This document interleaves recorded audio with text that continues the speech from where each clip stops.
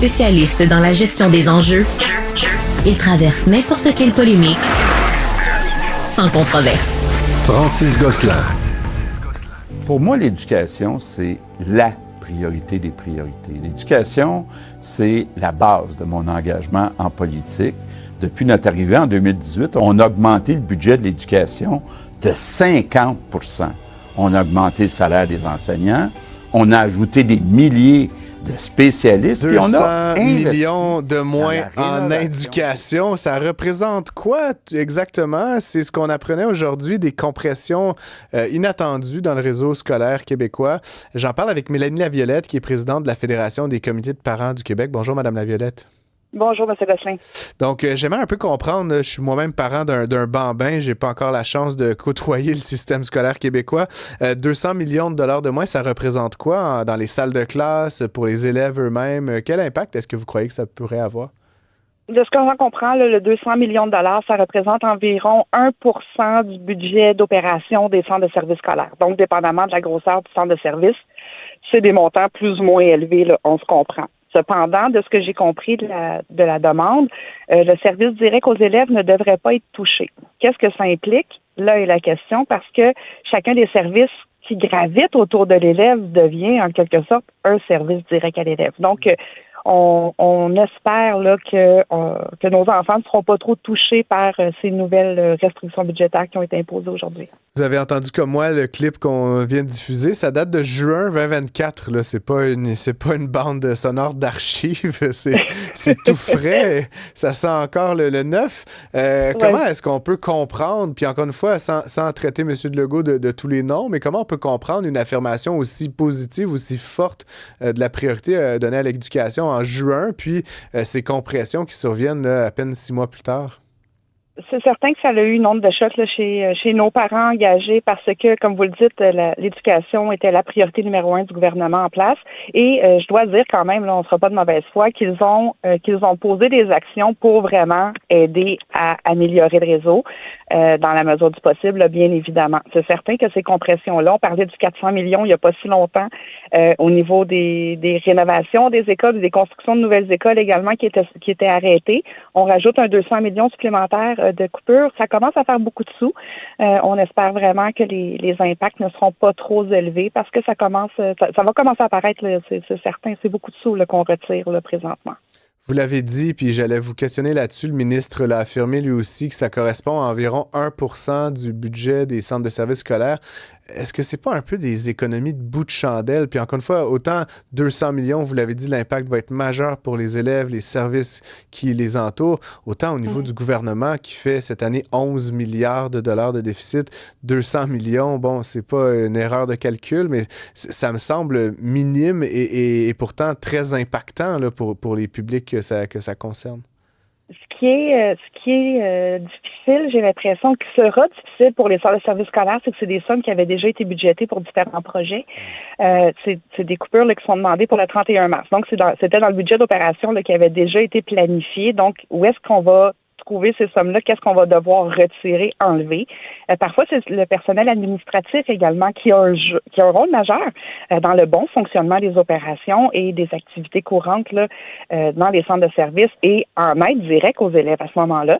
Donc, ça sera de voir. On espère juste que les services comme l'orthophonie, l'orthopédagogie, les éducateurs spécialisés en classe et psychologues, que ces gens-là ne seront pas touchés et que nos élèves ne s'en ressentiront pas trop, mais on va garder un œil attentif sur ce qui va se passer parce que les directeurs généraux et les directions d'école également vont avoir beaucoup de pain sur la planche là, pour trouver où couper parce que il en reste pas beaucoup après l'os. Là. On peut pas dire qu'on est dans le gros gras là. Il y en a pas tant à couper. Ça va demander beaucoup de créativité. On est à la fin de l'année 2024. C'est un peu la période des bilans pour beaucoup de gens. Puis on se rappellera que c'est en début d'année, en fin d'année 2023, qu'on a consenti quand même des augmentations salariales. Je ne sais pas si on peut dire généreuses, mais assez importantes. Monsieur Girard s'en est servi pour expliquer une partie du trou là, de 11 milliards de dollars. Est-ce que justement cette allocation d'une grande part des ressources envers les enseignants se fait au détriment de d'autres services selon vous? Ou est-ce qu'il n'y a pas vraiment de vase communicant là, entre ces deux enveloppes? J'ose pas trop mettre les vases communicants, je vous explique. Les enseignants, on en a besoin. Il en manque de façon criante depuis plusieurs années. Puis c'est pas une hémorragie là, qu'on sent cesser là, dans les prochaines années. Je pense que ça prenait des incitatifs quand même importants pour attirer de nouveaux enseignants, mais également pour valoriser cette profession-là enseignante qui est parfois difficile. Donc, je crois que c'est des augmentations de salaire qui étaient méritées. Ceci dit, faut toujours se rappeler que dans le principe de subsidiarité, là, un grand mot qui dit les décisions doivent se prendre le plus près possible de l'élève. J'espère que ce principe-là va être retenu là, quand ce sera le temps de prendre des décisions de coupure. Mélanie Laviolette, j'aimerais un peu comprendre, là, vous êtes président de la Fédération des comités de parents. Dans tout ça, quand on entend que le gouvernement souhaite couper 400 millions dans les rénovations, puis 200 millions maintenant dans le budget de fonctionnement, c'est quoi le rôle que jouent les comités de parents, là, soit dans la défense ou d'une autre façon dans la mise en œuvre de ces changements-là? J'aimerais un peu mieux comprendre ce rôle là, de ces organismes de proximité. Les comités de parents ont comme mandat, entre autres choses, de promouvoir et de populariser, je dirais, l'école publique. Ceci dit, il a également des pouvoirs de recommandation. Il peut faire des avis. D'ailleurs, j'invite les centres de services scolaires à faire appel à leur comité de parents lorsque ce sera le temps de prendre ces décisions-là pour voir les parents qu'est-ce qu'ils en pensent, parce qu'on est l'utilisateur du service. Hein.